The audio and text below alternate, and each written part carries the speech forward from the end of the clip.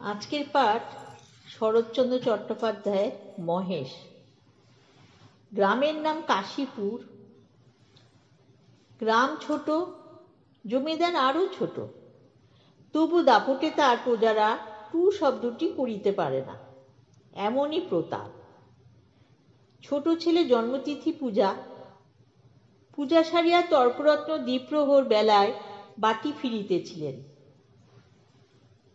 ইহারই সীমানায় পথের ধারে গফুরজোলার বাড়ি। তাহার মাটির প্রাচীর পড়িয়া গিয়া প্রাঙ্গণ আসিয়া পথে মিশিয়াছে।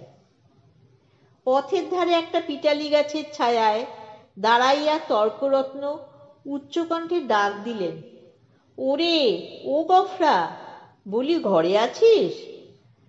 তাহার বছর দশেকের মেয়ে দুয়ারে দাঁড়াইয়া সাড়া দিল, কেন বাবাকে? বাবার যে জ্বর। জ্বর? ডেকে দে হারামজাদাকে, পাষণ্ড, ম্লেচ্ছ। হাঁক ডাকে গফুর মিয়া ঘর হইতে বাহির হইয়া জ্বরে কাঁপিতে কাঁপিতে কাছে আসিয়া দাঁড়াইল। তর্করত্ন বলিলেন, সকালে যাবার সময় দেখে গেছি বাঁধা, দুপুরে ফেরবার পথে দেখছি তেমনি ঠায় বাঁধা। গোহত্যা হলে যে কর্তা তোকে জ্যান্ত কবর দেবে, সে যে সেবামুন নয়। কি করব বাবা ঠাকুর, বড় লাচারে পড়ে গেছি।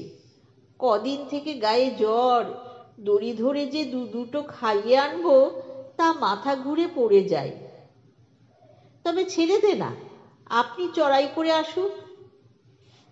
না ছাড়িস তো ঠান্ডায় কোথায় বেঁধে দিয়ে দুয়াটি বিচুলি ফেলে দে না, ততক্ষণ চিবক।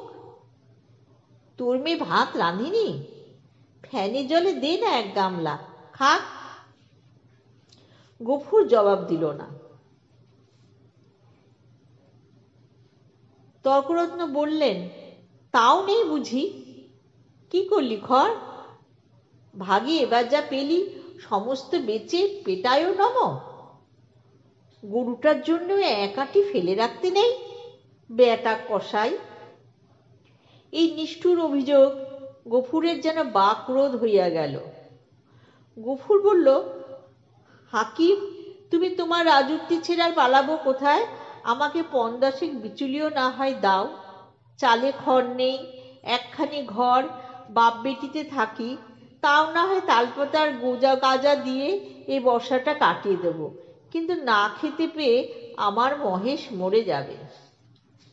তর্করত্ন হাসিয়া কইলেন, ইস, সাত করে আবার নাম রাখা হয়েছে মহেশ, হেসে বাঁচি নে।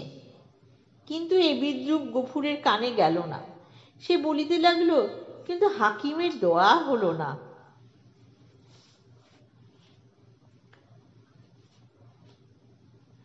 হাকিম তাকে কোনো ধান ও খড় কিছুই দেয়নি। মাস দুয়েকে খোরাকের মতো ধান দুটি হাকিম আমাদের দিলেন, কিন্তু বেবাক খড় সরকারে গাদা হয়ে গেল, ও আমার কুটোটি পেলে না। বলিতে বলিতে কণ্ঠস্বর তার অশ্রুভারে ভারী হয়ে উঠিল, কিন্তু তর্করত্নে তাহাতে করুণার উদয় হইল না। কহিলেন, আচ্ছা মানুষ তো তুই, খেয়ে রেখেছিস, দিবি নে? জমিদার কি তোকে ঘর থেকে খাওয়াবে নাকি? তোরা তো রাম রাজত্বে বাস করিস, ছোট লোক কি না, তাই তার নিন্দে করে মরিস।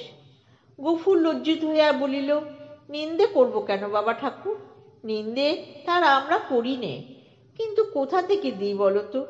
বিঘে চারেক জমি ভাগে করি, কিন্তু উপরে উপরে দূষণ অজন্মা। মাঠের ধান মাঠে শুকিয়ে গেল, বাপ বেটিতে দুবেলা দুটো পেট ভরে খেতে পর্যন্ত পাইনে। ঘরের পানে চেয়ে দেখো, বৃষ্টি বাদলে মেয়েটাকে নিয়ে কোণে বসে রাত কাটাই, পা ছড়িয়ে শোবার ঠাঁই মেলে না। মহেশকে একটিবার তাকিয়ে দেখো, পাঁজরা গোনা যাচ্ছে, তাও না ঠাকুরমশাই কাহন দুই ধার, গরুটাকে দুদিন পেট পুড়ে খেতে দিই। বলিতে বলিতেই সে ধপ করিয়া ব্রাহ্মণের পায়ের কাছে বসিয়া পড়িল। তর্করত্ন তিব্বত দুপা পিছাইয়া গিয়া কহিলেন, আ মর, ছুঁয়ে ফেলবি নাকি? না বাবা ঠাকুর, ছোবো কেন? ছোবো না, কিন্তু দাও এবার আমাকে কাহন দুই খড়। তোমার ৪-৪টে গাদা সেদিন দেখে এসেছি, এই কটি দিলে তুমি টেরও পাবে না। আমরা না খেয়ে মরি, খেতি নেই, কিন্তু ও আমার অবলা জীব, কথা বলতে পারে না, শুধু চেয়ে থাকে আর চোখ দিয়ে জল পড়ে। তর্করত্ন কহিল, ধার নিবি? শুধবি কি করে শুনি? গফুর আশান্বিত হয়ে ব্যগ্রস্বরে বলিয়া উঠিল, যেমন করে পারি শুধব, বাবা ঠাকুর, তোমাকে ফাঁকি দেব না। তর্করত্ন মুখে এক প্রকার শব্দ করিয়া গফুরের ব্যাকুল কণ্ঠের অনুকরণ করিয়া কহিলেন, ফাঁকি দেব না, যেমন করে পারি শুধব, রসিক নাগর, যা যা সর, পথ ছাড়, ঘরে যাই, বেলা বয়ে গেল।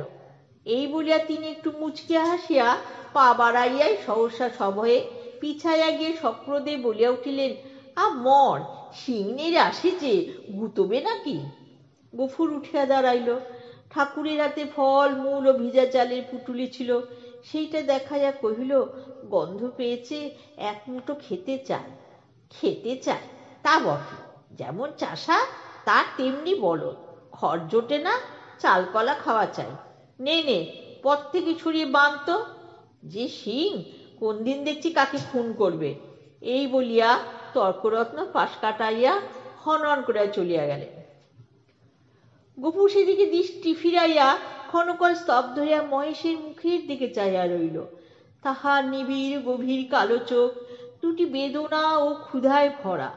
কহিল, তোকে দিলে না এক মুঠো, ওদের অনেক আছে, তবু দেয় না। না দিক গে। তাহার গলা বুঝিয়া আসিল, তারপরে চোখ দিয়া টপ টপ করে জল পড়িতে লাগিল।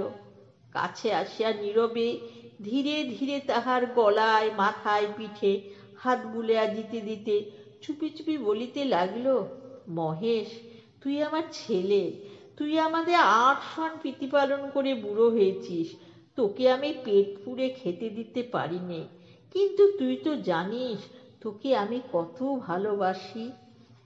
আজকে এইটুকু, পরবর্তী অংশ নেক্সট ভিডিওতে। পাঠটি ভালো লাগলে লাইক, শেয়ার ও সাবস্ক্রাইব করতে ভুলবেন না।